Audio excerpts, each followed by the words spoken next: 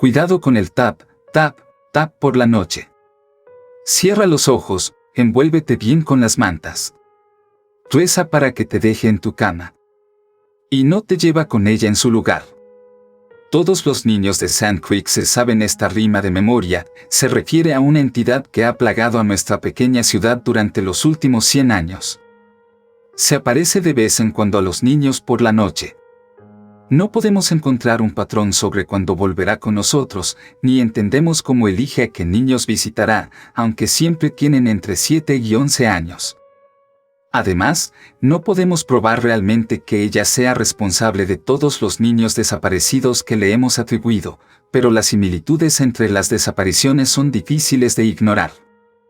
Una cama vacía por la mañana, una ventana abierta de par en par, un leve olor a humo en la habitación.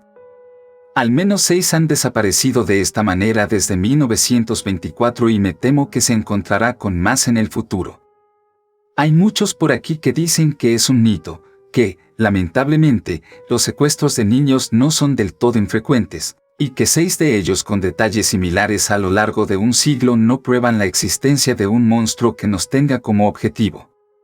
Pero sé que era ella, sé que es real. Lo sé porque intentó llevarme cuando tenía 10 años. Sé que fue la mujer alta. Su historia comienza en la década de 1920. Una mujer promedio, según todos los informes, llamada Edith Pritchett, trabajaba como bibliotecaria de la comunidad y vivía en una casa de 2 pisos en Carrollton Street. Viuda de la Gran Guerra, había estado criando sola a su pequeño hijo, Henry, desde el fallecimiento de su marido. Pero, con algo de apoyo de ella y de los padres de su difunto esposo, se dice que Edith y Henry tuvieron una vida bastante cómoda y feliz. Hasta una tarde de marzo de 1922. Edith acostó a Henry después de jugar con algunos de sus juguetes favoritos y le leyó un libro. Luego se retiró a su habitación para leer un poco y finalmente se quedó dormida. Y cuando se despertó más tarde esa noche, estaba tosiendo. El humo había llenado la habitación. Desde el fondo del pasillo, podía oír a Henry gritar pidiendo ayuda y corrió hacia la puerta para rescatarlo. Sin embargo, cuando entró al pasillo, se encontró con un calor abrasador y un humo más denso. Desesperada, intentó alcanzar a su hijo, pero cuanto más se acercaba a él, menos aire había y finalmente se desplomó. Los servicios de emergencia llegaron demasiado tarde para salvar al niño, pero lograron sacar de las llamas a Edith, gravemente herida pero aún viva, antes de que la casa quedara reducida a nada más que cenizas. El fuego le quemó el brazo derecho por debajo del codo y le dejó graves cicatrices en la mitad de la cara, el cuello y la cabeza. Su cabello castaño rojizo ahora solo crecía en el lado izquierdo, y un ojo lechoso que ya no podía ver se encontraba en la cuenca derecha. Pasó el año siguiente recuperándose, primero en el hospital y luego en una cama en la casa de sus padres. Sus heridas eran demasiado graves para que ella pudiera asistir al pequeño funeral donde enterraron lo que pudieron recuperar de Henry en el cementerio local. Mientras estuvo postrada en cama, Edith no habló mucho.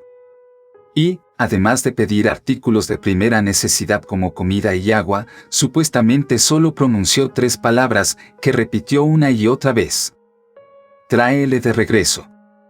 Según cuenta la leyenda, cuando finalmente recuperó sus fuerzas en la primavera de 1923, sus padres primero intentaron que fuera a la iglesia porque pensaban que Dios era lo que necesitaba para comenzar el lado emocional de su curación. Pero Edith ya no creía en Dios ni en un cielo donde algún día se reuniría con su hijo. En cambio, Edith recurrió a la magia negra, un estudio al que, aparte de su visita diaria a la tumba de Henry, dedicaba todas sus horas de vigilia. Su madre y su padre la encontraron leyendo textos en idiomas extranjeros, recitando lo que luego afirmaron que eran hechizos. Entonces entendieron lo que ella había querido decir al recitar tráelo de vuelta durante su periodo de invalidez. No estaba implorando a alguna deidad invisible que le devolviera a Henry, tenía la intención de reencarnarlo de alguna manera. Rogándole que se detuviera, la amenazaron con echarla si no cedía en sus costumbres paganas, pero Edith se negó, no dejaría que nada impidiera sus intentos de revivir a su hijo. Cada día que pasaba veían menos a su hija, una oscura locura se apoderaba de ella y desesperaban del momento en que desapareciera por completo.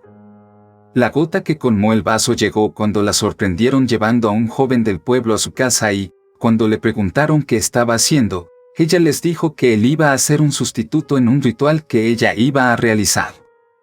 Después de detenerla, devolvieron al niño a su familia, pero rápidamente se difundió la noticia de lo que Edith estaba haciendo. Ella apenas escapó de un arresto por secuestro por simpatía por lo que había pasado, pero ahora sus padres no tenían otra opción, para ella era el asilo o el exilio. Entonces, en el otoño de 1923, se vio obligada a empacar todos sus libros y escritos contaminados, le dieron una pequeña cantidad de dinero para comenzar y la expulsaron abruptamente. Sin embargo, aparentemente Edith no tenía intenciones de abandonar el área donde fue enterrado su hijo, ya que en lugar de tomar un tren para llevarla a una nueva vida, se dice que usó todo su dinero inicial para comprar tantas provisiones como pudiera. Podía llevar y caminó hacia el bosque cerca del cementerio. Nunca había pasado un día en la naturaleza, que nadie supiera, y se creía que moriría a las pocas semanas de adentrarse en el bosque, ya sea por deshidratación, hambre, enfermedad o un encuentro con la vida silvestre. Nadie sentía, al menos, que sobreviviría el primer invierno. De hecho, durante aproximadamente el primer mes, hubo varios informes de que alguien la vio visitando la tumba de Henry después del anochecer, pero finalmente dejó de venir. Y, después de varios meses sin verla ni una sola vez, en la mente de la mayoría, Edith estaba ciertamente muerta. Pero entonces, en el segundo aniversario del incendio, 2 niños de 2 familias diferentes de la ciudad afirmaron haber sido visitados por una mujer por la noche. Una mujer muy alta. Ambos tenían dormitorios en el segundo piso y, imposiblemente, ambos dijeron que alguien los había despertado tocando su ventana. A través del cristal vieron un rostro sonriente con un ojo lechoso y un cabello que solo crecía en un lado ondeando con la ligera brisa primaveral. Luego, les hizo señas con un dedo tan largo como sus brazos y el olor a humo invadió sus habitaciones. Cada niño había quedado paralizado por el miedo, incapaz de moverse, incapaz de gritar, miraron fijamente el rostro horriblemente marcado y rezaron para que ella se fuera. Y, finalmente, dijeron que sí. La sonrisa se convirtió en un ceño de decepción, se giró y comenzó a alejarse. Mientras lo hacía, uno de los niños dijo que se había acercado a la ventana para ver mejor lo que acababa de haber afuera de su habitación y alegó que era una especie de monstruo. Si bien la mujer tenía rostro humano, su cuerpo estaba terriblemente distorsionado. Al menos 6 metros de altura, era muy delgada, como si una máquina gigante hubiera arrastrado a una mujer normal a esa altura estirándola como si fuera un caramelo. Su brazo izquierdo era casi igual de largo, y las puntas afiladas de sus dedos de 2 pies de largo raspaban el suelo mientras avanzaba con movimientos entrecortados y tartamudos. El brazo derecho habría hecho lo mismo, si no fuera porque terminaba justo debajo del codo.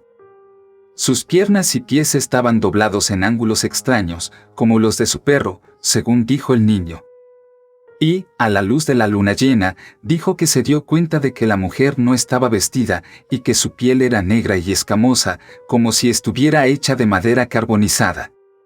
Por supuesto, cuando cada uno de los niños les contó a sus padres lo que habían visto, sus historias fueron descartadas como sueños o inventos imaginativos basados en cuentos fantásticos que probablemente habían escuchado en la escuela. Sin embargo, a la mañana siguiente, rápidamente se corrió la voz por la ciudad de que algo le había sucedido a un tercer niño esa noche. Hermie Timmons, de 8 años, había desaparecido. Al igual que los otros 2 niños, su dormitorio estaba en el segundo piso, y cuando su madre fue a despertarlo por la mañana, encontró su cama vacía, su ventana abierta de par en par, y creyó detectar el más mínimo indicio de humo. Hermie no había sido un niño problemático ni había hablado nunca de huir, por lo que su madre y su padre acudieron inmediatamente a la policía para informar que se habían llevado a su hijo, aunque no estaban muy seguros de cómo. El padre de Ernie se había quedado dormido en un sillón que estaba cerca de la base de las escaleras que cualquier intruso habría necesitado usar para acceder a la habitación de Ernie a través de la casa, y le parecía improbable que alguien hubiera podido cargar o escoltar a Ernie sin despertarlo.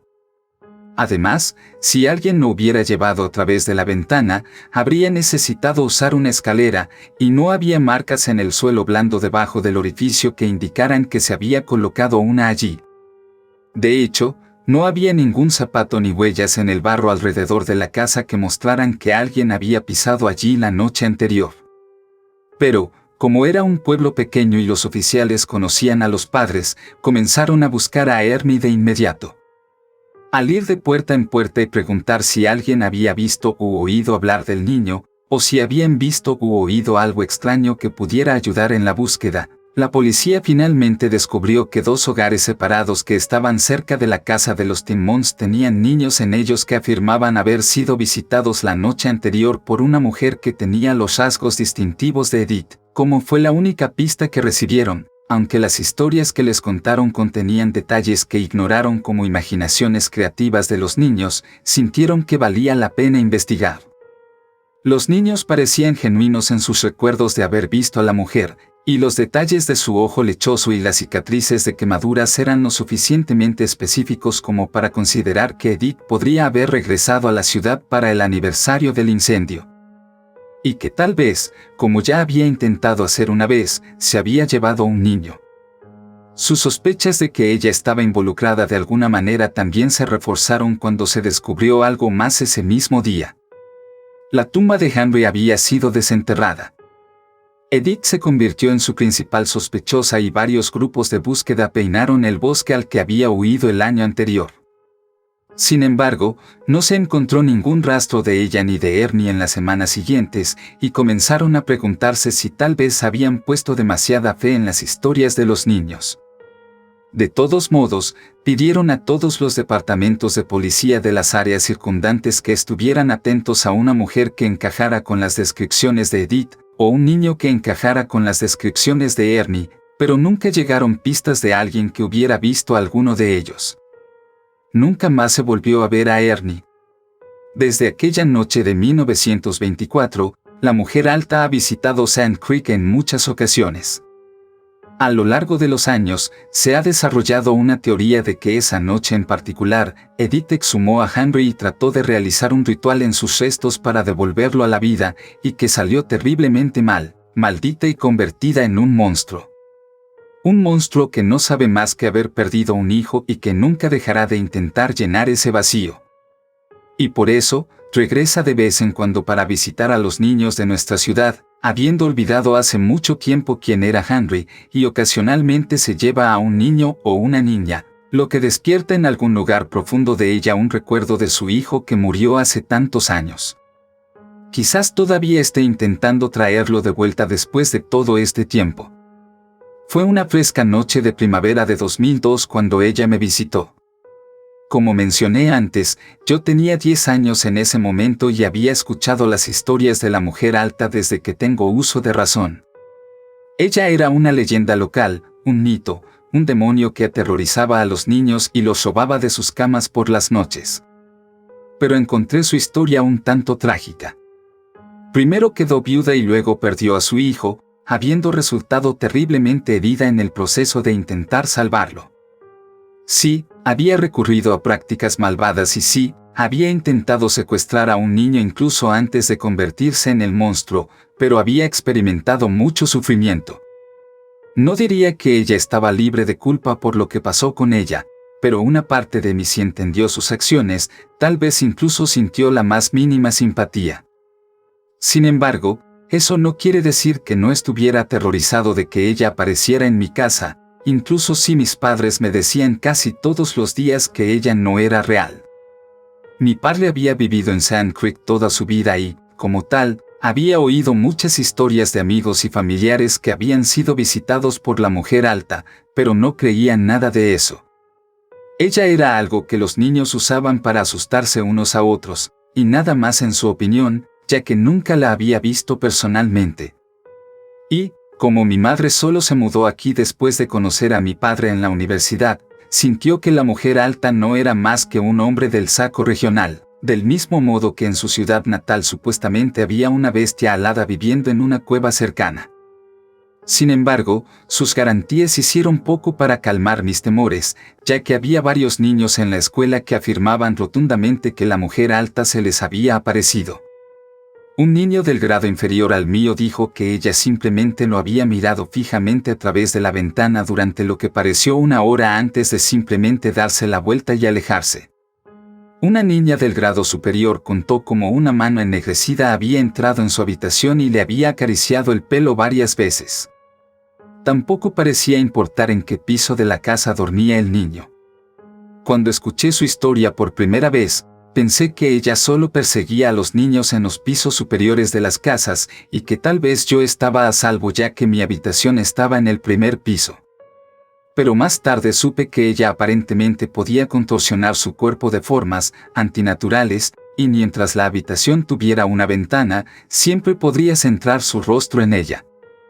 Si bien un niño no había desaparecido desde la década de 1980, las historias de aquellos de quienes se sospechaba que se había llevado todavía se compartían a menudo entre los estudiantes también.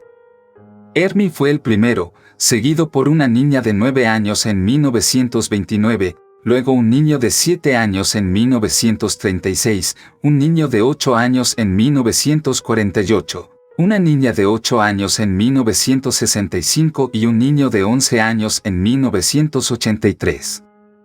Y como había pasado tanto tiempo desde la última vez que había secuestrado a alguien, había una creciente preocupación de que era solo cuestión de tiempo antes de que uno de nosotros fuera llevado a Dios sabe dónde. Entonces, traté de escuchar atentamente a cualquiera que tuviera un encuentro con ella para crear una estrategia sobre lo que haría si alguna vez apareciera fuera de mi habitación.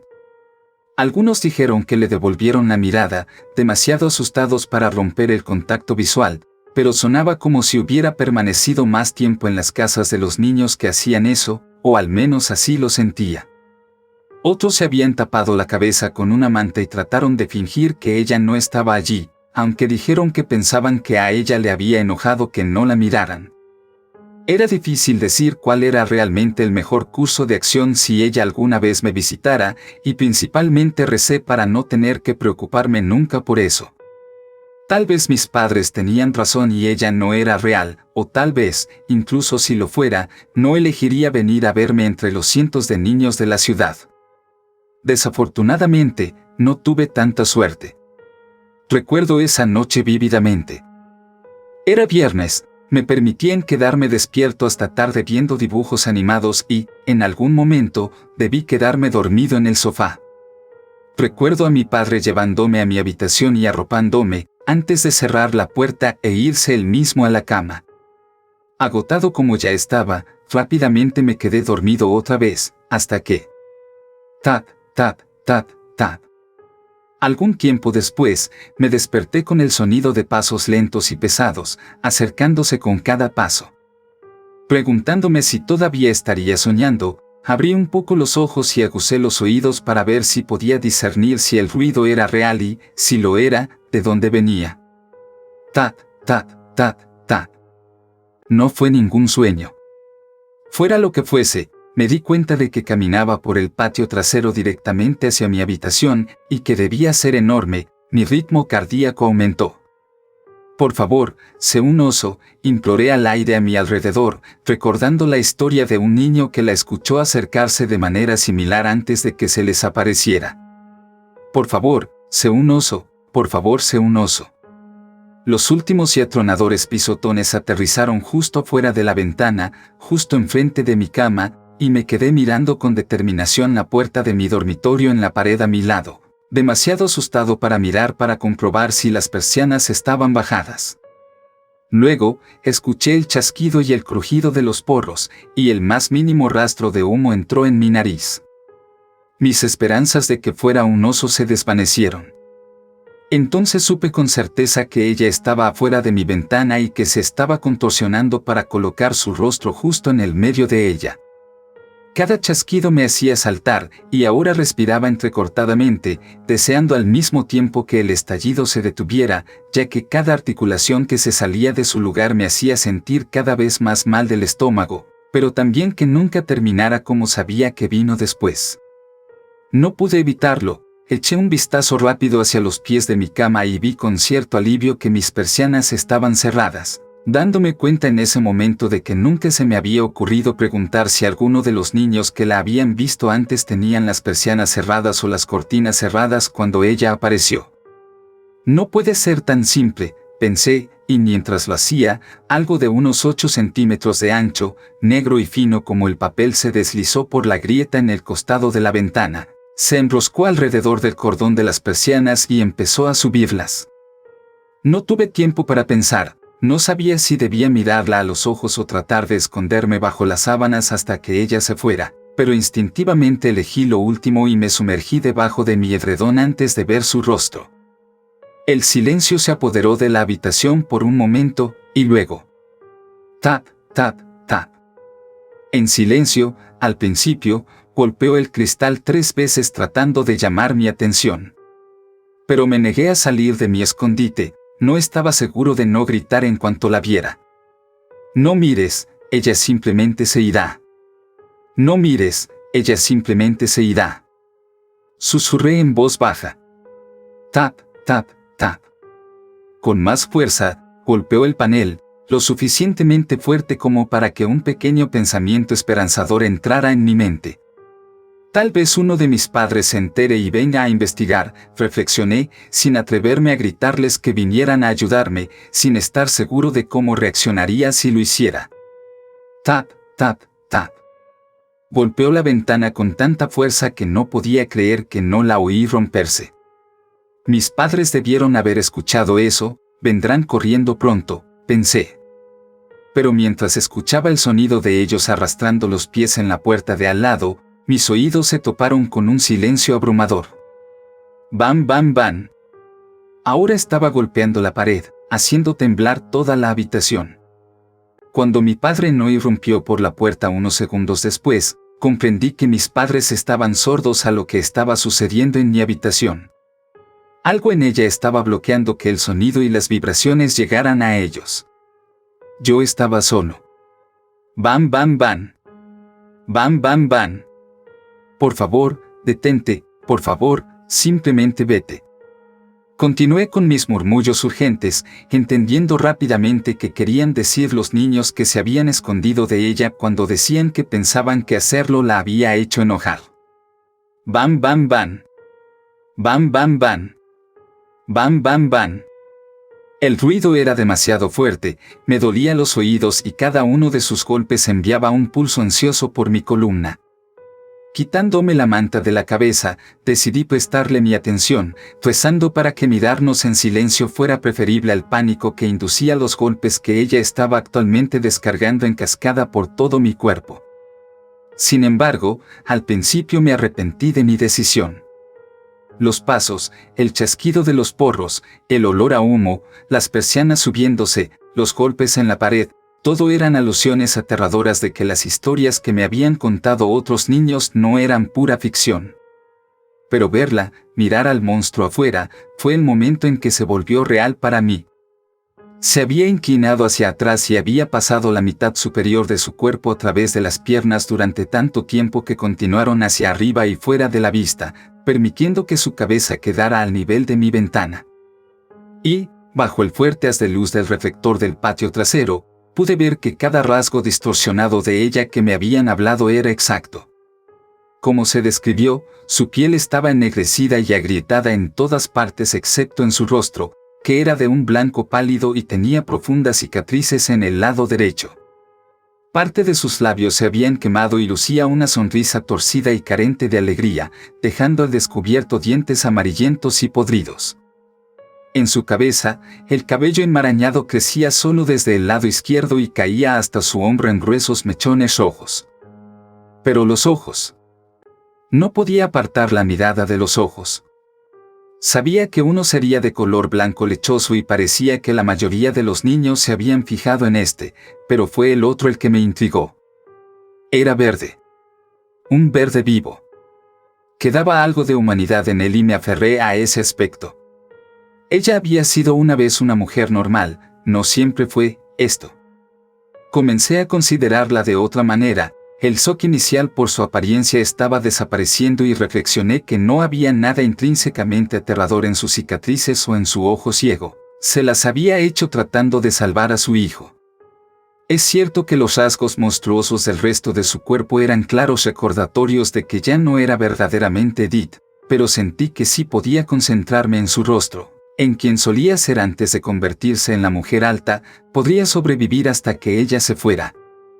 Y parecía que esto podría funcionar.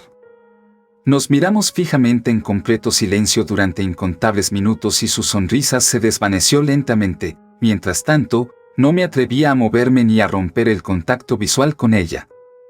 Entonces, finalmente, después de lo que pareció una hora, ella rompió mi mirada, bajó la cabeza y un aleteo de alivio recorrió mi pecho. Iba a estar bien. Pero mientras retrocedía, vio algo en el suelo entre mi cama y la ventana y se quedó helada. Yo no podía verlo, pero sabía lo que era. Había estado jugando con él ese mismo día.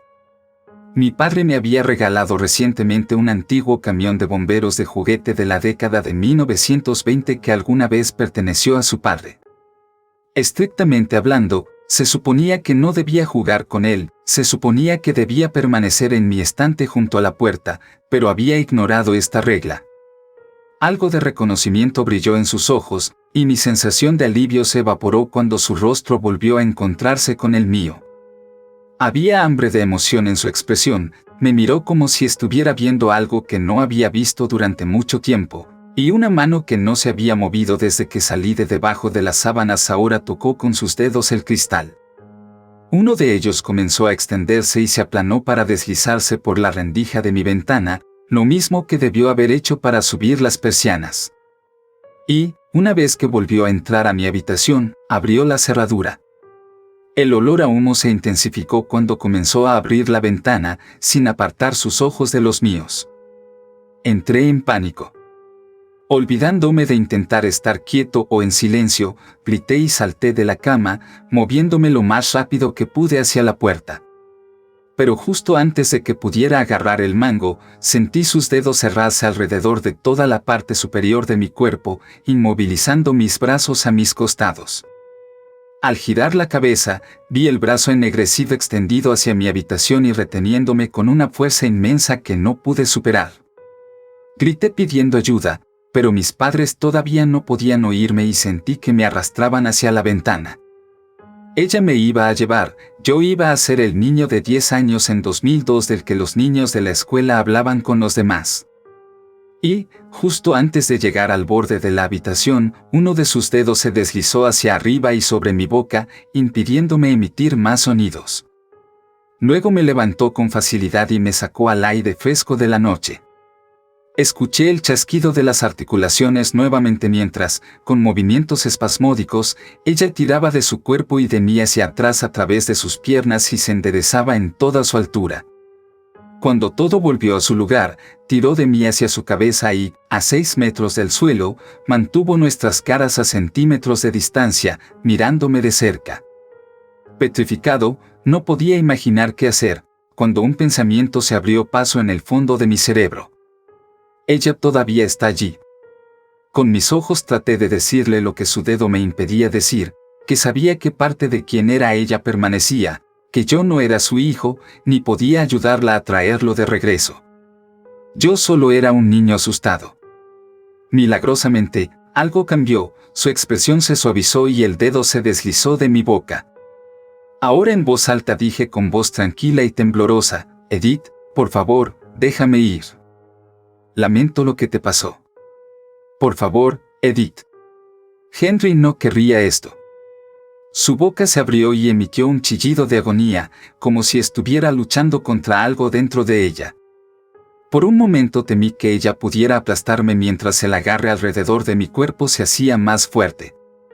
Pero luego, ella me bajó al suelo. Su agarre se aflojó y me dejó ir.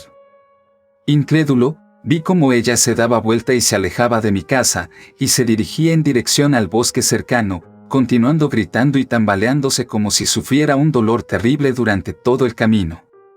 Volví a subir por la ventana, atónito de que todavía estaba vivo, de que ahora estaba volviendo a mi cama, de que mis padres no se despertarían y la encontrarían vacía por la mañana. Aunque todavía flotaba en la habitación un leve olor a humo. No me molesté en contarles a mis padres lo que había sucedido porque estaba seguro de que no me creerían, pero sí compartí mi historia con los otros niños de la escuela, pensando que podría ser útil si alguna vez ella les hiciera una visita en el futuro. Algunos de ellos lo tomaron como verdad, pero muchos otros no. Yo era el único que había afirmado haber escapado una vez que ella decidió llevárselos, y sintieron que lo estaba inventando para crear un mundo mejor. Pero incluso si muchos pensaban que era un mentiroso, esperaba que decírselo pudiera ayudar al menos a algunos niños, en caso de que lo necesitaran. Después del encuentro, me pregunté cuánto tiempo podría Edith mantener al monstruo a raya. Pensé mucho en su historia y me pregunté si no habría comenzado a formarse cuando ella vivía con sus padres, cuando comenzó los estudios que pensó que podrían devolverle a Henry. Y, finalmente, fue demasiado lejos. El monstruo estalló y se apoderó de ella. Creo que lucha contra ello tanto como puede, tal vez por eso solo viene unas pocas veces al año, cuando sus fuerzas flaquean y él gana el control. Y tal vez sea solo cuando hay un recordatorio abrumador de Henry, algo en la habitación del niño, o algo que el niño hace, que se vuelve lo suficientemente fuerte como para soportarlo. Estas son, por supuesto, solo mis teorías. Cualquiera sea el caso, regresó a Sand Creek 6 meses después de que se me apareció para visitar a otro niño, y los niños aquí continúan viéndola hasta el día de hoy, aunque afortunadamente ninguno ha desaparecido desde 1983. Y, aunque ella ha sido solo nuestro problema durante el último siglo, me temo que no siempre será así. El bosque que ella habita se está reduciendo, el desarrollo está llegando por todos lados. A menudo reviso los informes de niños desaparecidos de los pueblos vecinos en busca de señales reveladoras de una visita de la mujer alta. Entonces, si usted o su hijo alguna vez la ven, recuerde esta rima, que modifiqué ligeramente según mi experiencia. Cuidado con el grifo, grifo, grifo por la noche. No rompa su mirada, mírala a los ojos. Y si ella te saca de tu cama, ruégale a Edith que te deje ir.